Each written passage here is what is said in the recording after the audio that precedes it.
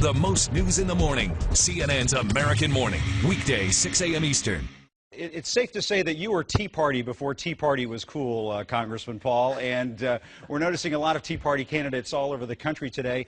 Is this going to be a big day for those candidates, or do you think it's maybe going to be something that the incumbents will hang their hat on, like John McCain out in Arizona?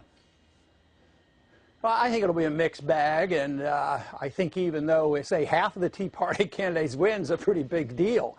But no, they're not going to win all their support, everybody they support. So I think it'll be pretty mixed. And let me ask you about one of the races up in Alaska. Sarah Palin has weighed in, throwing her weight behind the challenger in that race, Joe Miller, running against Senator Murkowski. And I'm just wondering, what do you make of Sarah Palin, Newt Gingrich, Mike Huckabee, some of these big-name Republicans sort of weighing in individual races across the country? Do you think that's a good idea?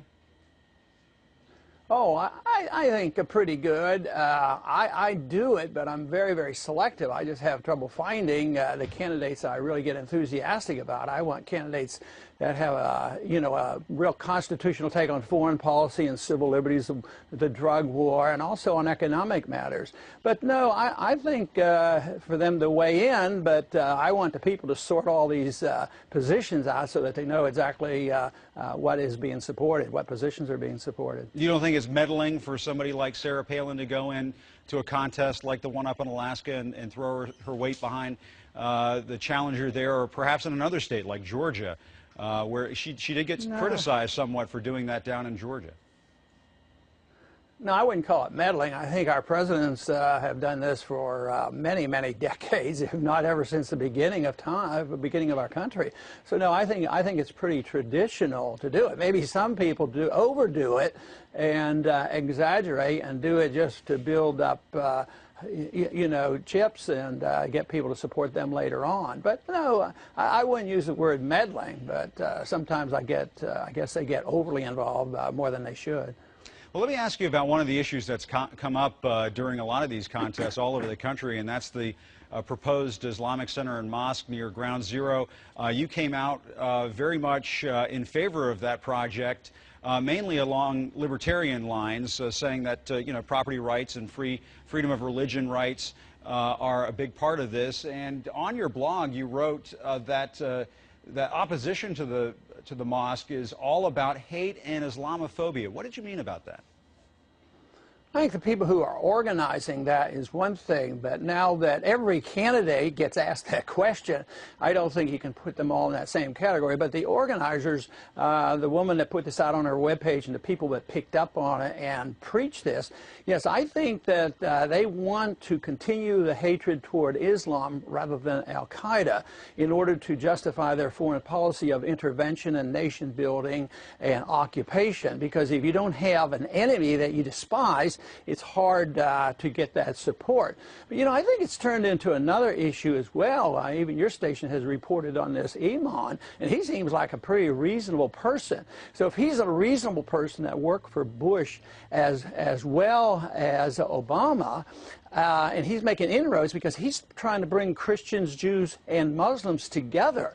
So if that would happen, there wouldn't be as much hatred over there. So I think maybe there are some now that are trying to, destroy him and his reputation, and I think that's going to backfire. It sounds to me, and I don't know the individual, the Iman, but it sounds to me like he might be a very reasonable person. So in order to perpetuate this foreign policy, not only do they have to perpetuate the hate toward Islam, they have to really destroy somebody who might be bringing the religious factions together. And what do you have to say about former House Speaker Newt Gingrich comparing this mosque near Ground Zero to having Nazi symbols outside of the Holocaust Center?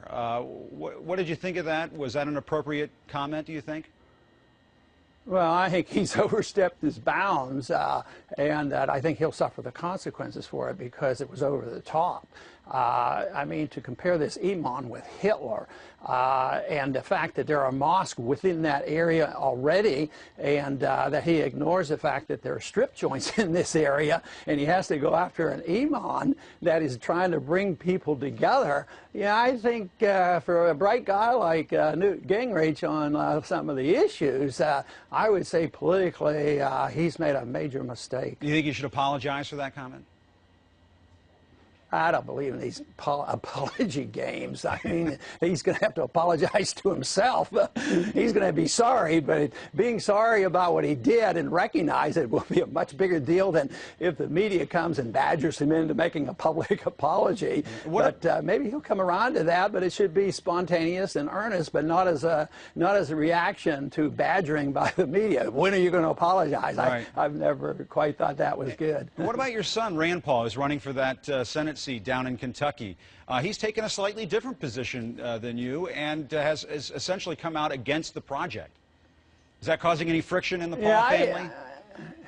No, matter of fact, I really haven't spoken to him about it, but I think he's in a category of most of the people who are running for office who get pushed, you know, and rightfully so, by their opposition or by the media and say, what is your position? Do you want it or not? And, I mean, he's taken a different position, but that isn't my concern as much as those people who started on the website and picked it up, and the politicians who's trying to gain a lot of points, and they are the activists in promoting this mainly because they believe in intervention foreign policy, and they want to make sure that Islam is blamed rather than Al-Qaeda. Yeah. And so, yes, I think it's okay to have a disagreement on exactly what we should do with the mosque. Matter of fact, my emphasis is not on should the mosque be built or shouldn't it be built. That is very secondary. Everybody recognizes on private property and a place of worship. Your problem is more the playing of politics. That. You feel that there's somebody's playing. People are playing politics with this, is what you're essentially saying. What about the president? Did he make a mistake weighing in on this controversy, do you think? Did he inflame this controversy by weighing in on it? You know, some people are saying that, especially on the conservative side, but actually I didn't think his statement was all that bad. I thought it was conciliatory and trying to bring people together. I mean, he and Bush both hired the imam to go over and promote bringing the religious factors together. So now I wouldn't go out of my way to condemn him for saying that. Now, politically, he may have stirred the flames, you know, and because that just gave more ammunition to the conservatives who like to pick anything he says and make a political issue out of it. But I don't think it's the right one. I'd rather pick issues like too much spending and why he's expanding the war in Afghanistan. But since too many conservatives like the expansion of the war in Afghanistan, you know, they're willing to go and attack him because he might send a message that they disagree with. But no, I don't think his statement was all that bad.